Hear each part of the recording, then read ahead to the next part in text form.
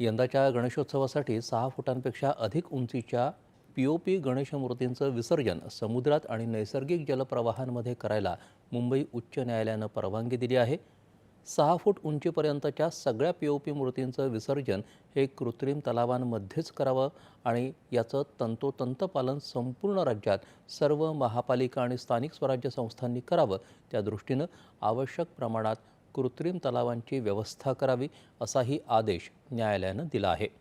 या वर्षापुरती ही परवानगी देण्यात आली आहे. यावर्षी होणाऱ्या नवरात्रोत्सव, अन्नउत्सव आणि पुढील वर्षीच्या सुरुवातीला होणाऱ्या माघी गणेशोत्सवासाठी म्हणजेच मार्च 2026पर्यंतच ही परवानगी असेल असं मुख्य न्यायमूर्ती आलोक आराधे आणि न्यायमूर्ती संदीप मारणे यांच्या खंडपीठानं आदेशात स्पष्ट केलं. यावरील सुनावणीच्या वेळी राज्य सरकारनं धोरण सादर करून 5 फुटांपर्यंतच्या पीओपी मूर्तींचं विसर्जन कृत्रिम तलावांमध्येच करण्याची खबरदारी घेण्याची हमी दिली होती.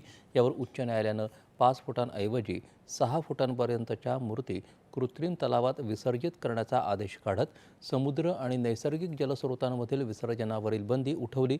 पीओपीवरील बंदीमुळे लाखो मूर्तिकारांच्या रोजगार बुडून या एका मोठ्या उद्योगाचं अर्थकारण अडचणीत येण्याची शक्यता लक्षात घेऊन राज्य सरकारनं यासाठी तातडीनं पावलं उचलली होती. न्यायालयाच्या या निर्णयामुळे सार्वजनिक गणेशोत्सव मंडळ आणि पीओपी मूर्ती उद्योगाला दिलासा मिळाला आहे. न्यायालयाच्या या निर्णयावर सांस्कृतिक मंत्री आशिष शेलार यांनी समाधान व्यक्त केलं. सरकारने सोडवून घेतले.